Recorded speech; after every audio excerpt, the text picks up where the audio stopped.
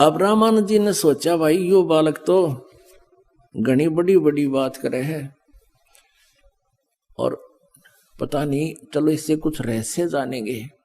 कहने लगा बच्चा तू चुप रह थोड़ी देर। पर्दे के अंदर से बोल रहा है स्वामी जी कि तू चुप रह, बाहर बैठ जा, मैं थोड़ी देर अपनी पूजा करता हूं।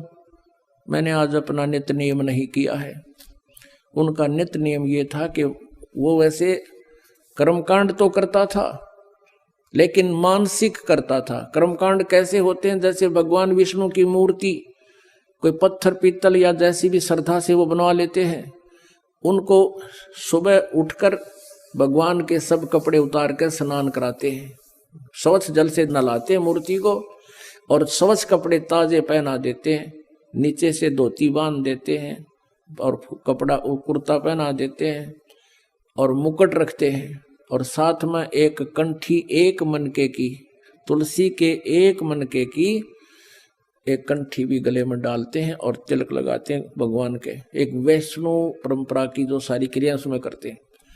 ऐसे प्रतिदिन किया करता था रामानंद जी। जैसे अपने सिर पे गंगा का जल उठा के, मानसिकता अपना भाव बनाए रखने के लिए उसने ऐसा दृष्टिकोण ऐसा तरीका अपनाया था कि भगवान में श्रद्धा बनी रहे। वृद्ध व्यक्ति जैसे सोपन होता है ऐसे मानसिक सेवा होती है पूजा।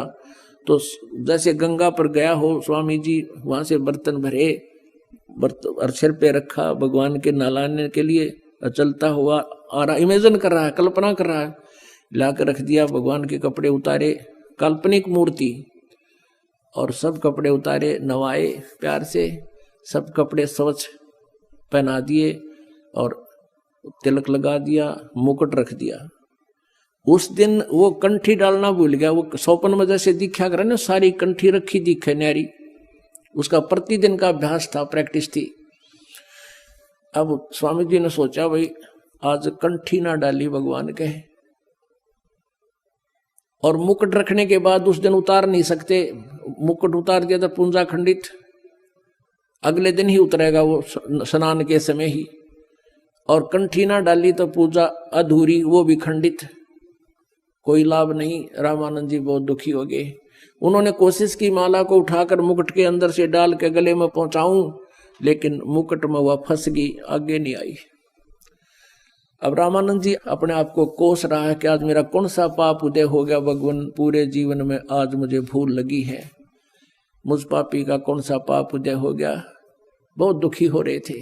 अब भगत की भक्ति में जरा सी भी बाधा होती है उसकी ये दशा हो जाती है, जो भक्ति उसकी सुचारू चल पड़ती है, एक दिन का भी नागा उसको खटकता है। बहुत दुखी हो रहा। परमात्मा बाहर खड़े हैं 5 वर्ष की आयु में, कबीर देव जी, कबीर साहब, वो परम अक्षर ब्रह्म अंतर्यामी, आगे पर्दा लगा हुआ है, मानसिक पूजा कर रहा है, सब कल्पनाएं कर रहा है, और परमात्मा बाहर से कहते हैं स्वामी घुंडी खोल के, और तब माला गलडार कहा कि स्वामी जी इसकी गांठ खोल लो, और गांठ खोल के गले में डाल के गांठ लगा दो, मुकुट उतारना नहीं पड़ेगा।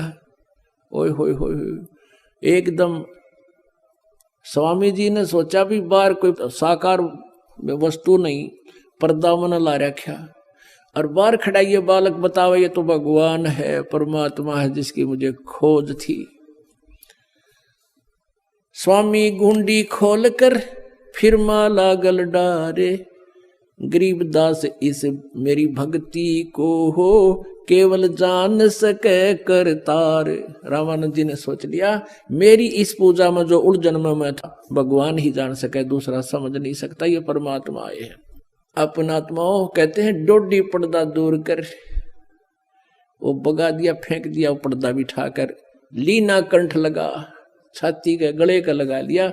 परमात्मा को 104 साल के वृद्ध ने, ब्राह्मण ने एक शूद्र के बच्चे को, सारा ब्राह्मण समाज विद्वान था वहां पर, हजारों की संख्या में श्रोता दर्शक, और वो आए इस उद्देश्य थे कि रामानंद जी पीटेगा धमकावेगा, नोकेगा, मैंने नाम नहीं दिया, मैं शूद्रों से नफरत करता हूं। वो कर ही रहा था, पर्दा ला रहा, और वही सारा ब्राह्मण समाज खड़ा, और स्वामी जी ने, उस ब्राह्मण ने शूद्र दानक को जुलाहे को सीने से लगा लिया।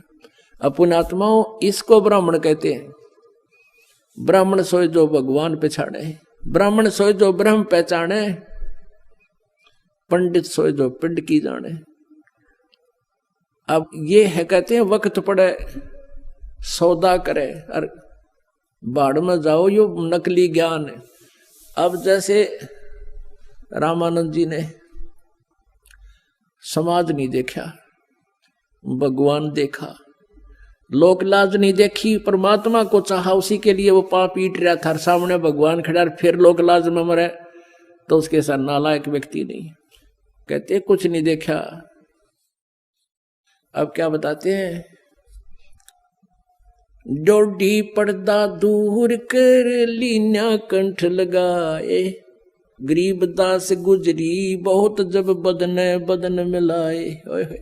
जब शरीर के शरीर मिलाया एक दानक के साथ एक ब्राह्मण ने, और 600 साल पहले जो छुआछूत चरम सीमा पर थी, कहते हैं उसके बीतती तो बहुत बूंदी मन मन में, यू मन तो उस्ताद है ना, बकवाद में लगा रहता है। कहते हैं गुजरी तो बहुत बुरी, उससे क्या कहेगा समाज, थूकेगा तने, नफरत करेगा, निंदा का पात्र होगा। मन युकाल मन का एजेंट है, पर आत्मा परमात्मा की है, वो उसकी बातों में आई नहीं, और सीने का लगा लिया, देखी जाए कहने दे दो कहेगा।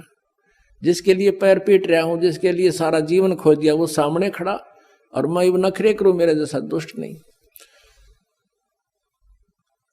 अब फिर परमात्मा ने, क्योंकि ये सारा कुछ ज्ञान भी तो बताना था, औरों को भी बहुत से समझाना था, रामानंद जी का फिर सोचा, क्या बताते हैं, मन की पूजा तुम लखी मुकुट माल परवेसे, गरीब दास गत कौन लखे है, तेरा कौन वर्ण कौन बेखे।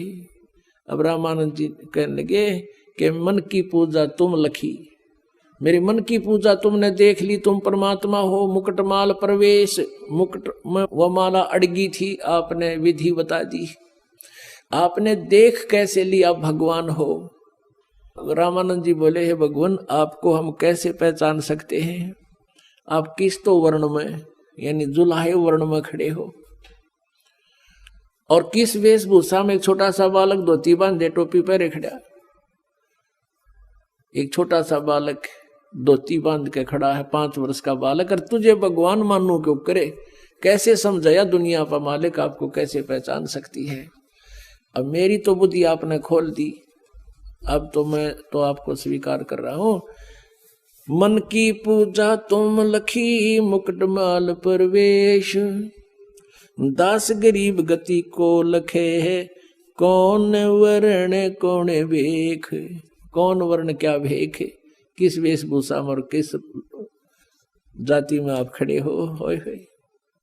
या तो तुम शिक्षा दे मान ले मन मोरे, गरीब दास कोमल पुरसी हमरा बदन कठोर। जो मालिक को सीने से लगाया रामानंद जी ने परमात्मा को, ऐसा शरीर था जैसे रुई का होया करे, ओए कति रुई जैसा, क्योंकि वो शुक्रम अकायम ऐसनाविरम, ये हार्ड मास का नहीं, उनका तेज पुंज का शरीर था।